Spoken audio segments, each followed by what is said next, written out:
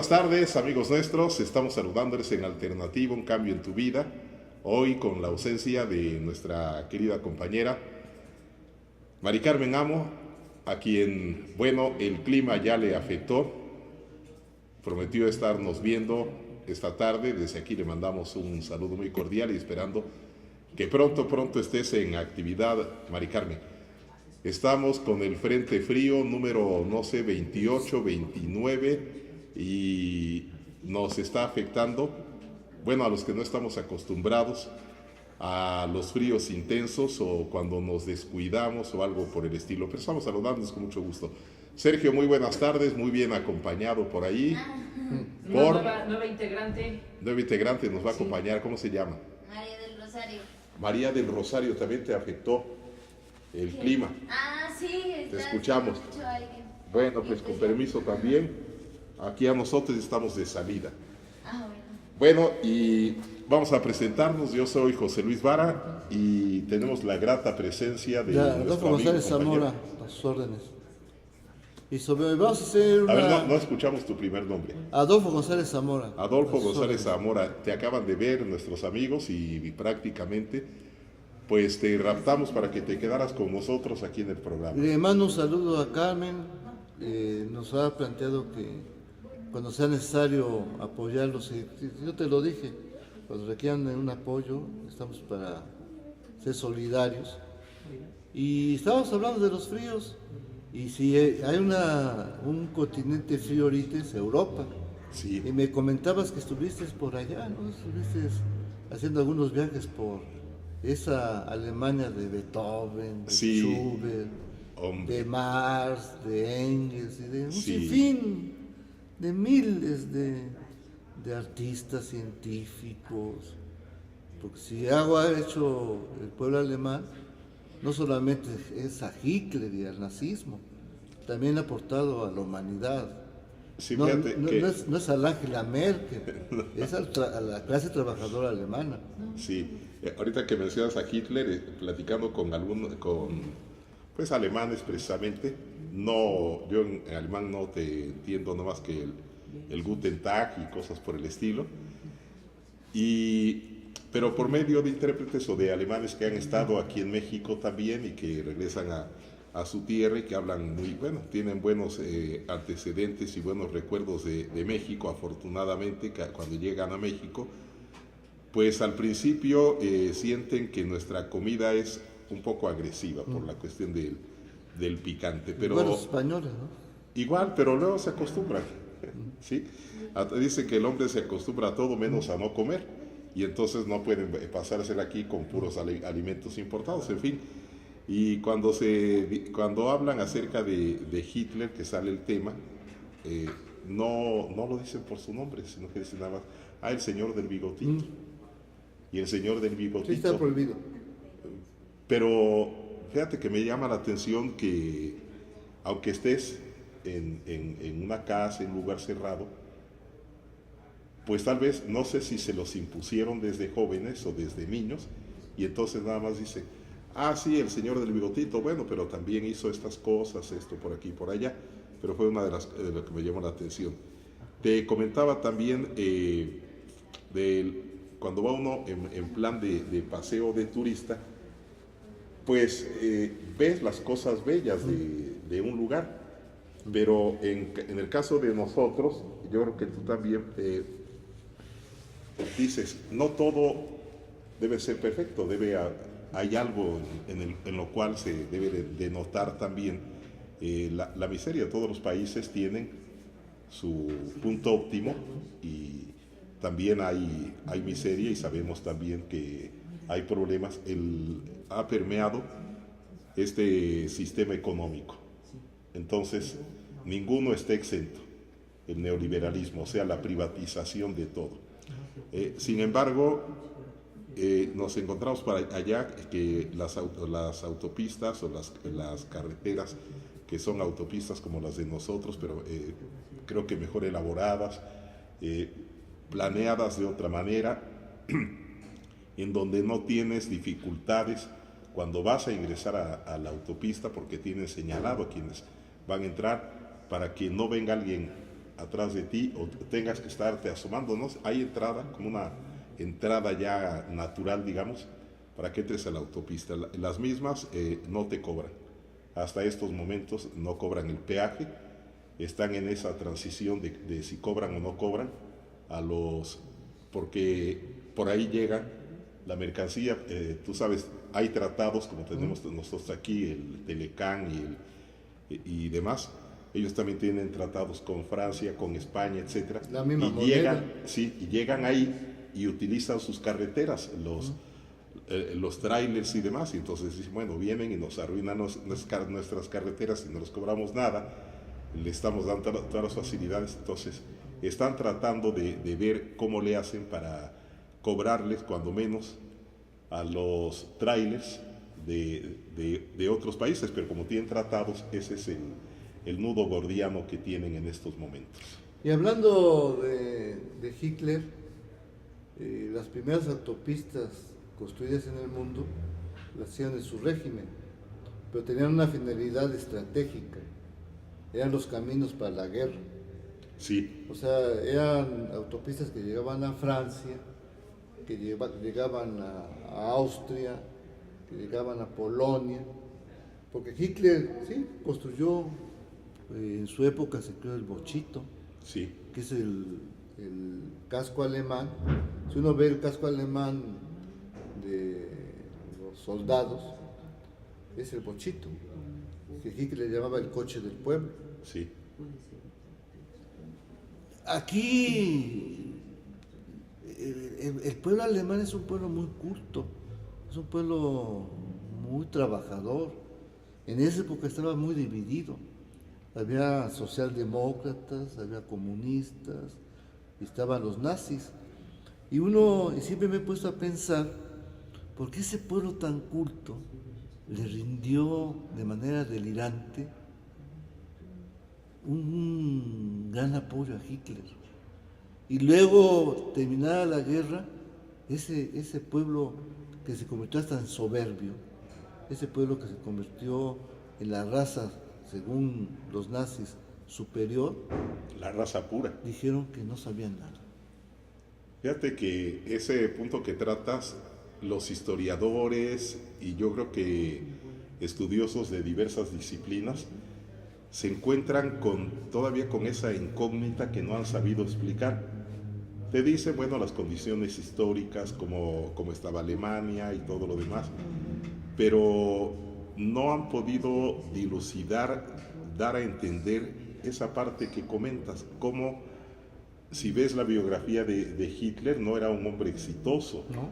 Él venía, el primer fracaso que tuvo, al menos es lo que se cuenta, cuando quiere ingresar a la escuela de arte y le dicen, no, pues usted no tiene facultades para esto. Y de ahí, bueno, pues él empieza prácticamente a deambular, entra también a un partido, se va a la guerra, entra a un partido en ciernes, es activista y todo lo demás. Y pues todo eso te lo van narrando y te van diciendo, pero no encuentras esa parte, cómo logra conquistar a tanta gente y cómo logra convencer. Se han dado explicaciones acerca de que era un actor, que él se ponía delante de un espejo y ahí se pasaba horas gesticulando, como lo hace un artista, un cantante que esté ensayando. Pero tampoco eso te da una explicación de cómo logra él atraer a las masas. De acuerdo había una brutal crisis económica. Alemania estaba en ruina totalmente. No había trabajo, había hambruna. Haz de cuenta, un país de tercer mundo se vivía en Alemania. Y principalmente la clase media había salido muy afectada del 1929, Sí, la el crisis. fracaso de Wall Street. Y las luchas internas en Alemania eran brutales, muy violentas.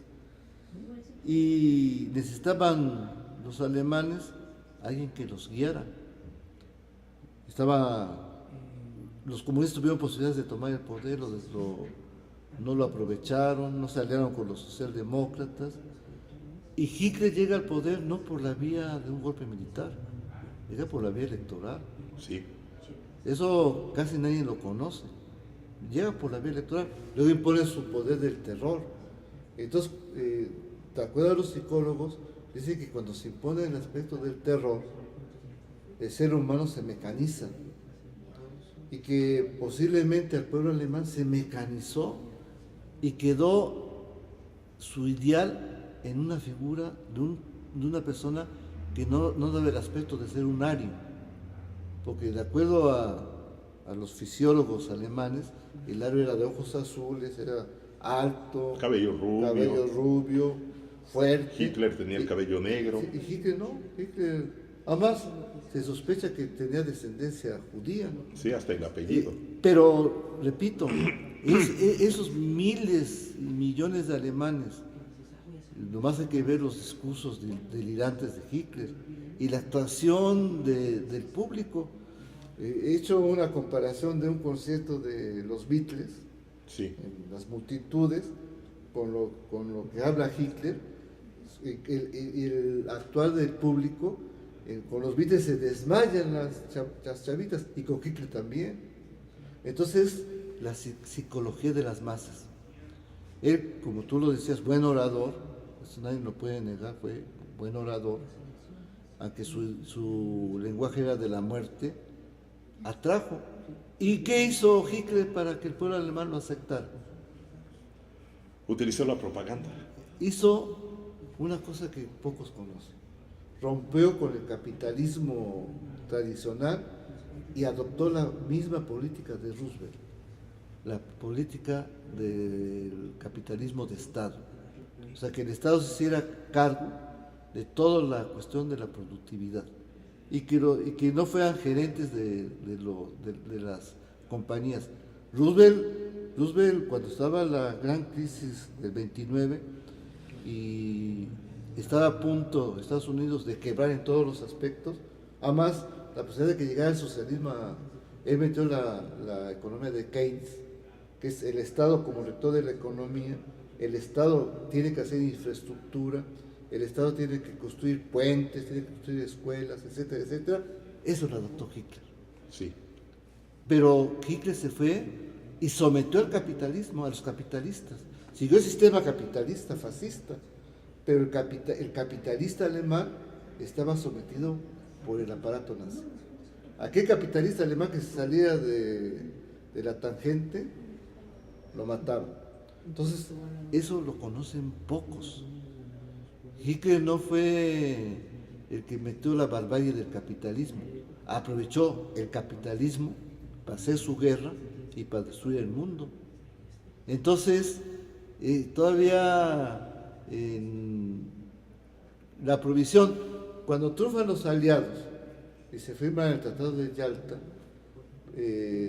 los alemanes todos sorprendidos, entre comillas, porque, repito, pero el alemán sabía lo que estaba pasando, ellos eran partícipes de lo que estaban pasando. Solamente una parte del pueblo alemán que estaba exiliado, que luchaba para derrocar a Hitler, y gente que estaba en Alemania en las catacumbas, eran los que se dignaban a decir: este fue un tirano, este hizo esto y esto. Entonces, en ese Adenauer, que fue después de la guerra fue el primer ministro de Alemania, fue el que prohibió que se nombrara a Hitler. Además prohibió que se nombrara el nazismo. Además prohibió que se nombrara esa etapa. Que entonces, se borrara todo de la historia. Sí, ¿tú crees que en este momento, por ejemplo, el pueblo alemán, digamos, el ciudadano común, le ha quedado ese resabio, o al menos parte de esa cultura que le han dado para... Sí lo menciono, porque lo mencionan, pero no tanto con su nombre. Entonces sí, saben, yo pregunté si les enseñaban en la escuela acerca de toda esta participación que tuvo Hitler, la participación que tuvo Alemania también y demás. Y me dicen, bueno, sí, sí nos enseñan en la escuela todo este capítulo. No, al menos las personas con las que platiqué me dijeron, no, no está vedado, digamos. No lo tenemos como secreto, sí, sabemos exactamente. Sin embargo, no te dicen, así como te estoy comentando, te dicen, sí, el señor del bigotito. Sí, porque está prohibido. El pueblo alemán le debe mucho a la humanidad. El pueblo alemán todavía no ha pedido disculpas al mundo entero. Se dieron por derrotados y nunca hubo un acto en la ONU, en otros organismos, donde los gobiernos alemanes pidieran una disculpa por lo que hizo su pueblo y sus tiranos. Sí, aquí... No lo han hecho. Entonces, en Alemania han crecido las cabezas rapadas, son los famosos neonazis. El partido neonazi en Alemania está incrustado con el partido de Angela Merkel, que es la ultraderecha. Ellos son ortodoxos en la economía. Sí, fíjate que aquí en esta parte que mencionas, también lo pregunté, qué papel tenían, si atacaban ellos a la gente, porque tú vas, por ejemplo, a Bremen, tú vas al mismo Berlín, A Múnich. sí, y te encuentras con que hay casi de todas las nacionalidades. Y entonces cuando ellos hacen algún meeting o algo por el estilo, yo preguntaba si ellos atacaban a los que no son nacionales, a los que no son de Alemania, y me decían, no, al contrario, la policía tiene que escudarlos porque prácticamente son grupos pequeños, no hacen sus manifestaciones, pero no son así muy extensos, y entonces hay gente que está en contra de ellos, los mismos alemanes, entonces prácticamente los arropan para que no los ataquen y los dejan que hagan sus mítines. Pero ahí está la semillita todavía. Sí. Y acuérdate que cuando vienen las grandes... Y ahorita viene una crisis en Alemania. Ahorita Alemania está en déficit económico, porque está cargando con todo el peso de la crisis europea. Sí. La que está marcando el paso del neoliberalismo en Europa es Angela Merkel y su gabinete, y el capitalismo alemán. Y el capitalismo alemán se está agotando, al grado que sus fábricas las tienen que construir en otros países del tercer mundo. Por ejemplo, la Audi que se viene aquí a Puebla estaba planificada para hacerla ya en Alemania, pero ahí el obrero alemán cobra bien. Sí, es lo que tiene nos comenta. Tiene un salario bueno, pero al no construir las fábricas suyas, se pierden empleos y se van el alemán, no se diga los turcos, porque aquí en Alemania hay muchos turcos, Sí. infinidad de turcos, es la etnia principal que está en Alemania. Entonces, al perder fuentes de trabajo, se van, se repliegan y engrosan esas filas. ¿Cómo empezó el nazismo en Alemania?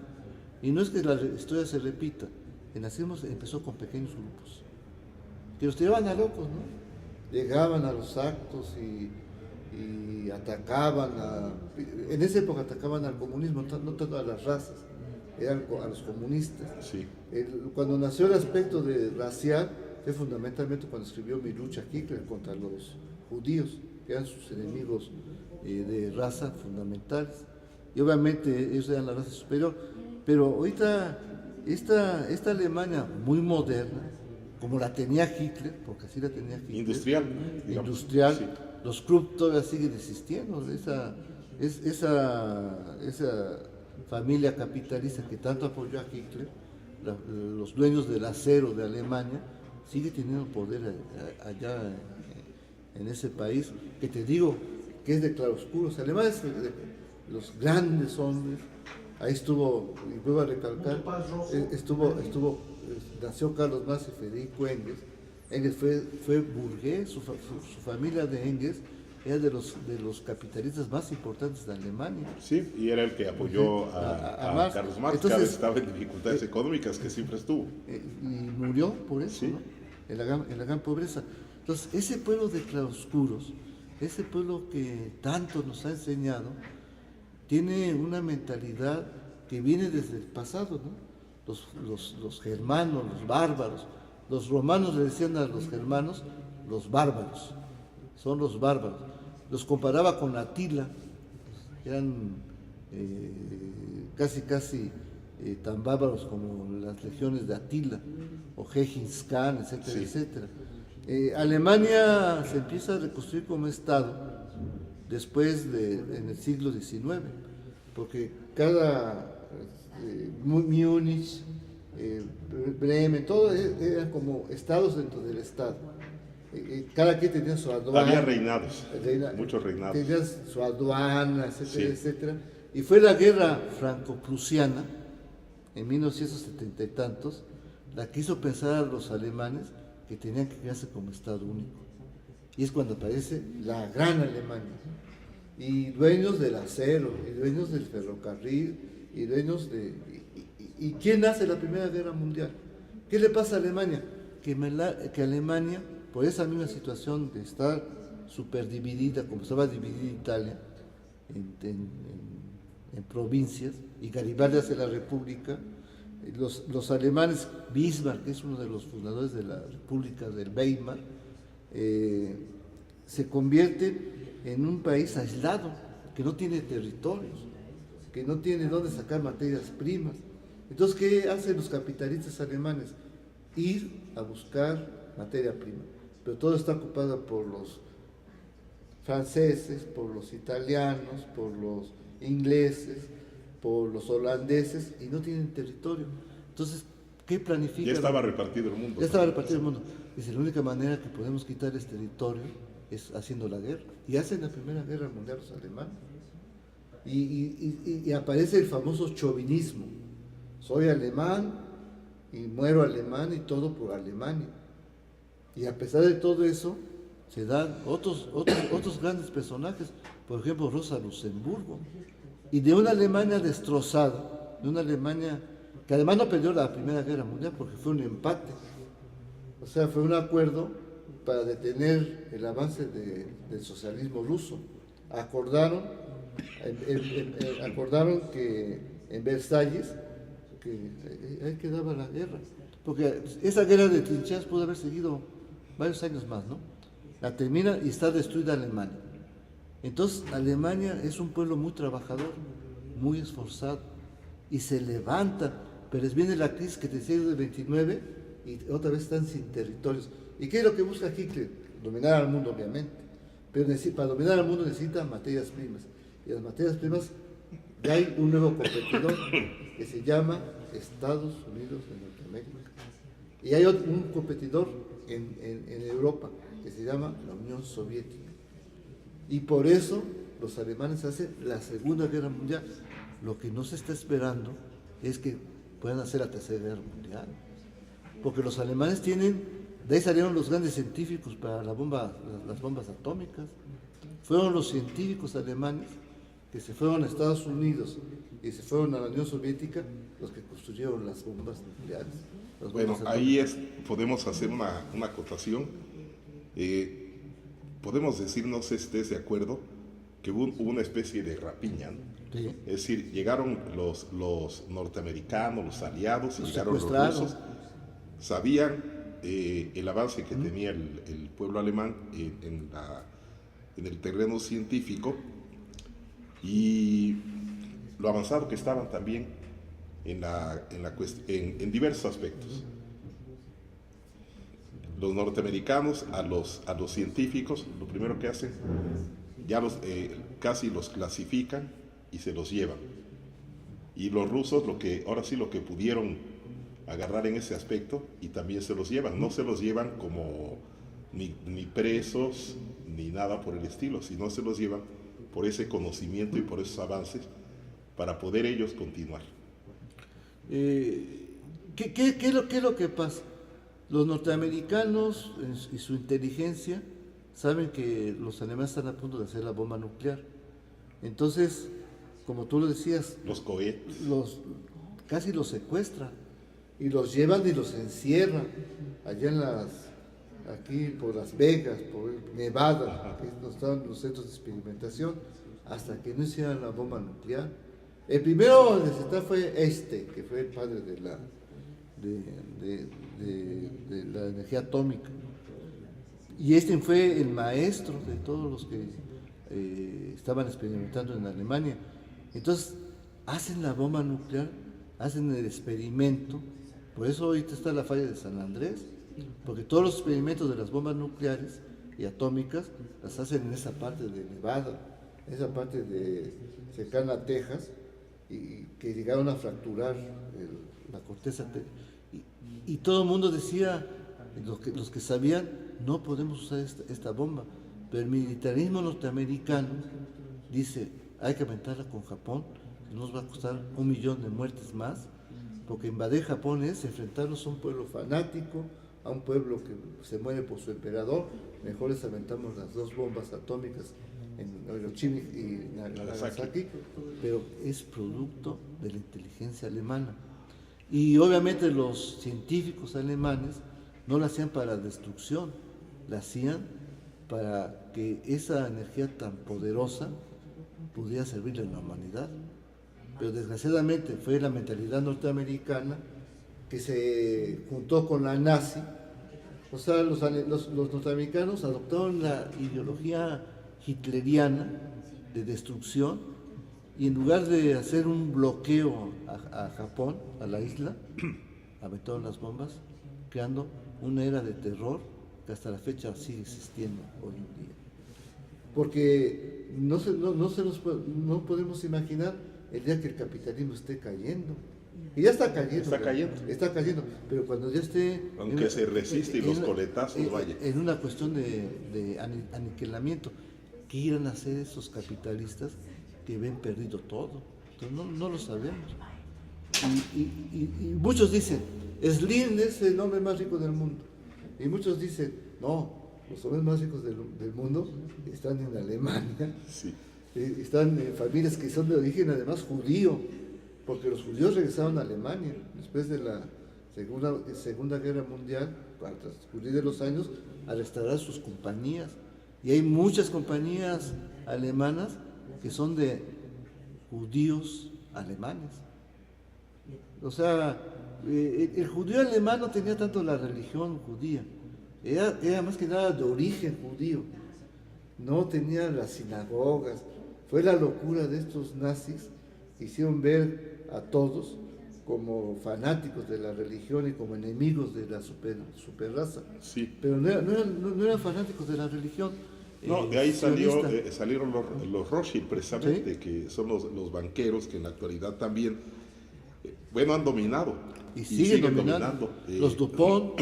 Sí, en el caso de los Rothschild, precisamente, estaban ellos, había ya guetos en aquellos años. La rama principal o la raíz de los Rothschild allí se dio en Alemania, y después, que se empiezan a expandirse. Uno se va a Inglaterra, otro se va a Estados Unidos, otro se va a Francia, de los hermanos, digamos, de los hijos de esta raíz principal.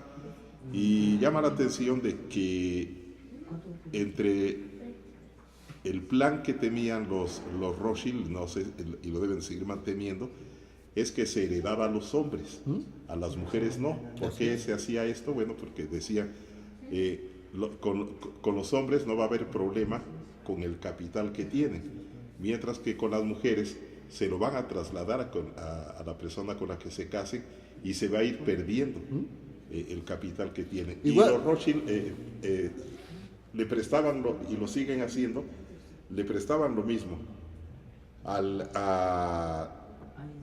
digamos, a Napoleón que a los ingleses. Y si te das cuenta, también son los Rockefeller. Sí. La familia Rockefeller también es puro hombre.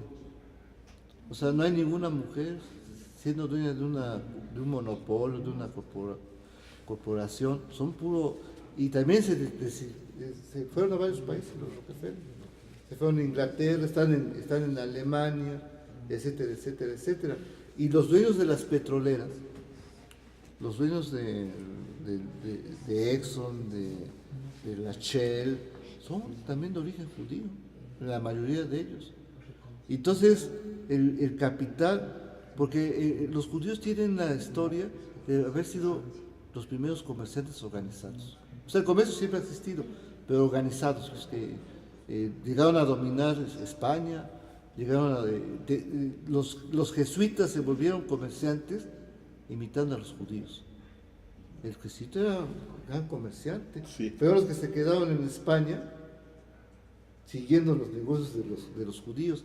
Entonces, Alemania seguirá siendo potencia, seguirá siendo país del primer mundo, porque tiene, además de trabajo altamente calificado, porque no lo podemos negar que el trabajo, el obrero alemán tiene una carrera en su mayoría, no es como el obrero mexicano que sale de las clases desprotegidas, no, ya tiene un estudio.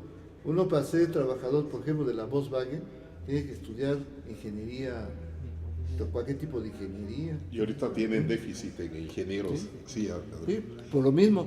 ¿Y de dónde traen ingenieros? Pues hasta mexicanos se van a estudiar. ahorita en este momento Alemania tiene un déficit de ingenieros porque está sucediendo lo que aquí ha pasado en nuestro país, pero en nuestro país por falta de incentivos. Es decir, hay generaciones que le huyeron a las matemáticas, le siguen huyendo y son muy pocos los que van a estudiar una carrera en la cual haya matemáticas, ingeniería, que afortunadamente sigue existiendo para que pueda crecer un país. Sin embargo, nuestro país no los está alentando, digamos. Y se van a Alemania. Y entonces Alemania en este momento está recibiendo a aquellos que le puedan servir, que tengan una carrera de ingeniería y que no les ponen tantas trabas. Entonces, en ese sentido, Alemania es un país industrial. México no ha aprovechado ese aporte y también esa calidad de gente que ha salido desde el Politécnico, que para eso se creó, desde la misma Universidad Autónoma de México, hablando localmente desde la misma UAP y demás, jóvenes que tienen que emigrar a otros lados porque no encuentran ni en su entorno, ni en su lugar de origen, donde poder desarrollarse. Y aquí viene una pregunta. Te comentaba que el origen del pueblo alemán es bárbaro, y el origen nuestro no es bárbaro, es de las grandes culturas. La cultura maya. Una cultura milenaria, está catalogado, por ejemplo, Egipto, Sí. Bueno, no en primer lugar, sino que China y Persia, México. Persia, Mesopotamia, pero somos aquí en Mesoamérica, que son culturas tan importantes como esas culturas que estamos nombrando. La maya en ingeniería, en matemáticas, en biología, en física. Se plantea que los mayas fueron los que descubrieron el valor del cero, ¿no? Sí. Porque el cero existía, pero no sabían que... La nada, no sabía saber que, representarlo. no sabía que tenía un valor, que había -1, -2, -3, -4, -5. No lo sabía. Y en el aspecto de la arquitectura, maravillosos los mayas. La astronomía. Y los mexicas, en la cuestión militar, en la cuestión del comercio, excelentes. Entonces estamos hablando de un pueblo nuestro que viene de la cuestión grandiosa, de la cuestión milenaria, a un pueblo que viene de la barbarie. Y nos preguntamos, ¿por qué? Bueno, fíjate, tuve la oportunidad. ¿Sería la conquista española? Sí, asistí a una fábrica de chocolates de ahí Alemania, como país industrial también, al igual que lo ha hecho Suiza, los mismos Estados Unidos, que han aprovechado esa materia prima que ellos no tienen, porque el cacao pues no se da en Alemania por las condiciones climáticas que tienen. El cacao es de aquí de América, de México, originario de nuestro país. Entonces, hay fábricas de chocolates. Entonces asistí a una de ellas y tienen un museo. Y entonces en ese museo te encuentras ahí la historia, pero la historia de nosotros. Entonces ahí hay una breve historia acerca de que Moctezuma, bueno, cómo disfrutaba el chocolate y cómo se convierte también el cacao en moneda en aquellos años. Parte que muchos de nuestros amigos deben de saber. Pero ellos lo reconocen. Sin embargo, ahora ellos están recibiendo el cacao no de México. De China. No, de Ecuador. De Ecuador. De Ecuador. Entonces, Ecuador es, al menos el que fundó esa fábrica a la que yo asistí, cerca de un lugar que se llama Brunswick. Él es el dueño el fundador de esa fábrica estuvo en Ecuador. Y entonces, yo no sé si puso fincas, porque como tú sabes, muchos alemanes han tenido esa facilidad también, como acá en Chiapas, muchos finqueros, dueños alemanes. Y siguen siendo alemanes. Los dueños de las principales fincas de café en Chiapas han sido alemanes. Había un escritor, discúlpame, de Traben, de origen alemán, Ajá. que fue a las que no sabe si es Bruno sí. Que fue a esas fincas donde se producía el cacao. Escribió un famoso libro, La Legión de los Ahorcados. La rebelión. La rebelión de los ahorcados. ahorcados. Hablando de esos finqueros alemanes. Sí. Pero estabas hablando de esa fábrica. Entonces, te dan toda una lección de historia, porque aparte del museo que tienen, en el cual aparece, en primer término, aparece Moctezuma. Aparece Moctezuma, unas litografías en las cuales te muestran parte de la cultura y sobre todo gastronómica que tenemos en México y el papel que jugó el cacao. Y de ahí... El papel moneda. Sí, ya que ves los objetos prehispánicos y demás, te pasan a una sala donde hay una proyección de una película que no demora, bueno, se te va rápido el tiempo porque la hace muy amena, alrededor de 45 minutos, y te dan desde el principio reconociendo que México es la cuna del cacao. A lo que voy es que ellos han aprovechado toda esta materia prima, esta cadena alimenticia, esta cadena de valor del cacao, para convertirlo en chocolate, en pasteles cubiertos de chocolate, en fin, una variedad que te ofrecen y te venden. Cafeterías, ¿no? Ahí mismo hay una, no sé si llamarla cafetería o chocolatería. Chocolatería Sí, sería. ahí te venden, hay diversidad también de preparados a base del cacao, y si ya estás ahí, bueno, pues aprovechas. Y me viene una pregunta, a ver si la razonamos. ¿Por qué hemos perdido la capacidad de producción de cacao? Acuérdate que las grandes compañías mineras están viniendo a zonas que se producía el cacao. Sí. En Chiapas, en Oaxaca, aquí en mismo Puebla. Todas las zonas donde están ahorita lanzando los proyectos mineros están siendo devastadas. Sí, mira, me tocó antes de todo esto. Entonces el producto emigra a Ecuador. Sí, por los años, digamos, ya finales de los 60, principios de los 70, estuve en Tabasco. Entonces, que es también donde el cacao llegaba a México desde Chiapas, sí, Tabasco, etcétera, y en donde hay ahí una polémica si realmente Tabasco ha sido el gran productor también de cacao. Bueno, en un lugar que se llama Paraíso Tabasco, muy bello, se estableció, antes de que se estableciera Pemex, había digamos, a la salida del pueblo, parte del pueblo, porque ahí está el mar y demás, había una loma y tú te subías y veías puros cocoteros, ¿sí? Sembradíos de cocoteros, y también abajo de los cocoteros, bueno, había plantaciones de cacao. Pero ¿qué sucedió con todo esto? Como tú sabes, y también tú has estudiado esta parte, el productor primario, o sea, el campesino, no era el dueño de esas hectáreas en las cuales estaba sembrado los cocoteros. Sí, eran finqueros, y eso a su vez pues morían y se lo dejaban a sus herederos, los herederos destazaban, se lo repartían, pero ahí quedaban esas palmeras, seguían utilizando el coco, porque del coco se saca lo que es la copra para luego hacer jabones, perfumes y todo lo demás. Pero llegó Pemex para establecer ahí un puerto que le llaman de altura, también para sacar parte del producto y demás. Y toda esa zona la devastaron. No sé si hubo un estudio, pero dijeron, así como en alguna ocasión le dijo Díaz Serrano a López Portillo cuando llegaron a una parte igual donde había flamingos, zonas naturales y demás, le dijo López Portillo, le dijo Díaz Serrano a López Portillo, ¿qué prefiere usted? ¿Flamingos o petróleo que nos va a dar riqueza? Sí, acabaron con la naturaleza. Entonces ahí es donde ya entra esta parte, digamos, cómo todo esto se convierte en mercancía.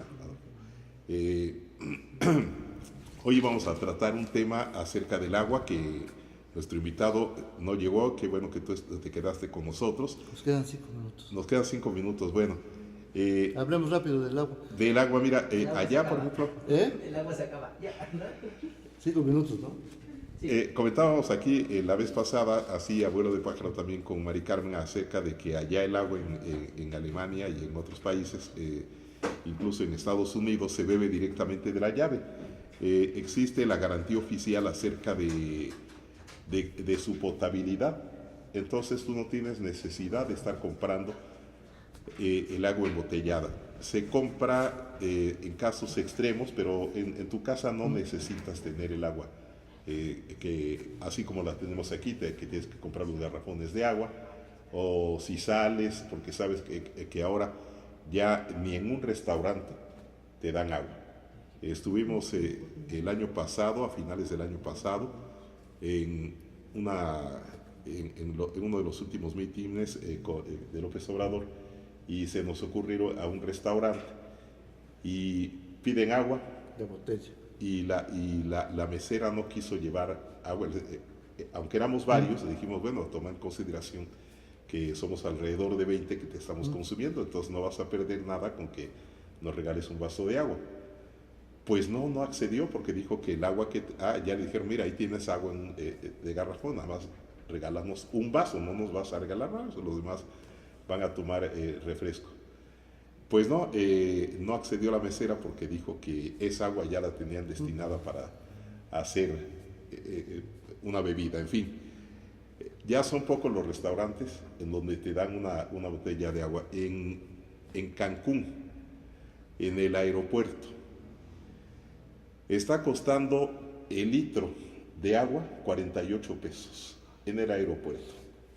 Antes de que tú ingreses a la sala donde vas a abordar el avión, ya te están advirtiendo que no puedes pasar en las maletas agua, ni gels, ni nada por el estilo, pero te llevas la sorpresa cuando ya entras a la sala de espera del avión, con que ahí te venden todo, refrescos, agua, gel, todo lo que haya, pero a ti no te dejan ingresar, porque entonces esa es parte del negocio.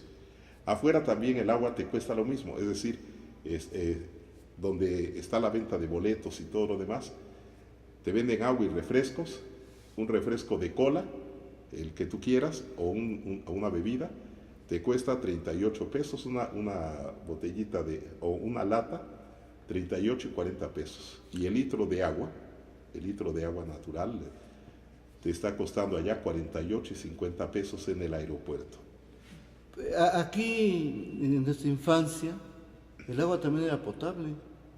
No existían las famosas botellitas, tomábamos de la llave de la casa, en la escuela había bebederos, etcétera, era potable. Entró el consumismo, y aquí es donde viene la cuestión maquiavélica, diría yo. Las grandes potencias tienen agua potable para uso de familia, para uso ciudadano gratis, pero sus grandes compañías venden el producto ya embotellado a los países del tercer mundo. Sí. Y México se ha convertido ya no consumimos, como tú dices, agua potable de llave.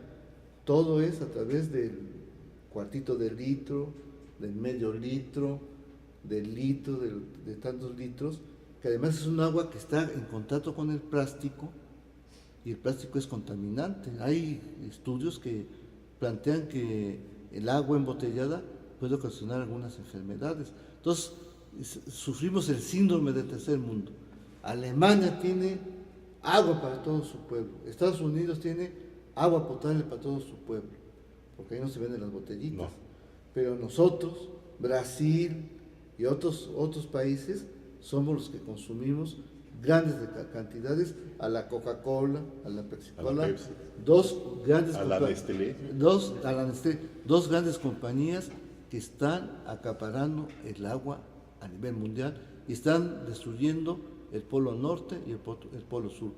Si me invitaras a otro programa, terminaríamos sobre este problema del agua, pero no sobre una cuestión como Puebla, sino tocando Puebla, cómo está el agua a nivel mundial, cómo plantean algunos que el agua puede ser generador de guerras hoy en el mundo.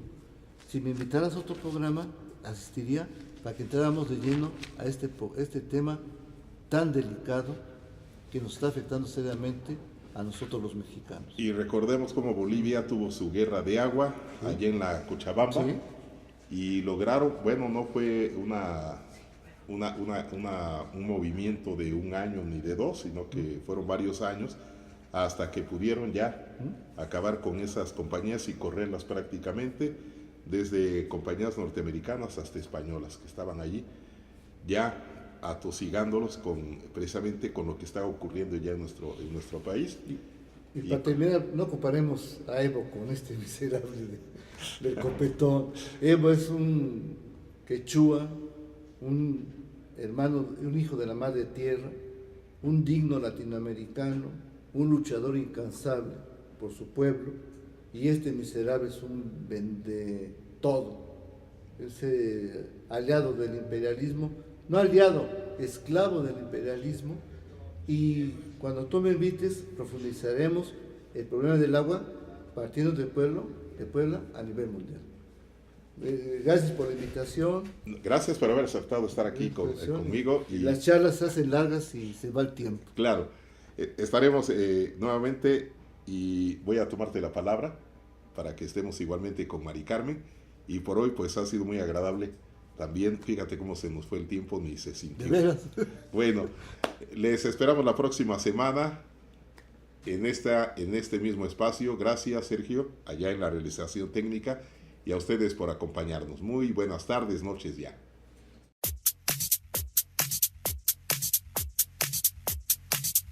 Hola, ¿qué tal? Bienvenidos. Mi nombre es Víctor García y vamos a darles un pequeño recorrido acerca de lo que es Agogó. Tenemos una carta muy fresca en comida con platillos tales como el sushi, alitas, pastas, hamburguesas. También contamos con una amplia variedad de mezcales y también preparamos un par de cócteles con este. Por ejemplo, morir en Oaxaca y vivir en Oaxaca. Dentro de nuestra coctelería tenemos tragos de la casa y también contamos con coffee shop.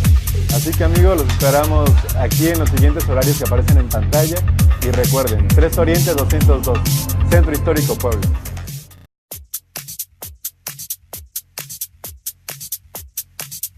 Hola, ¿qué tal? Bienvenidos. Mi nombre es Víctor García y vamos a darles un pequeño recorrido acerca de lo que es Agogó.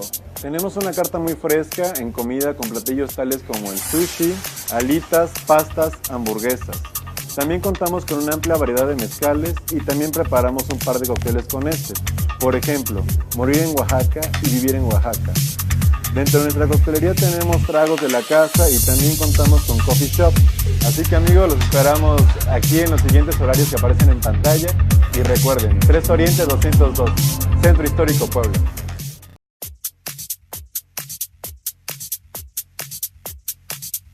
Hola, ¿qué tal? Esto es Movimiento TV, un espacio de todos para todos.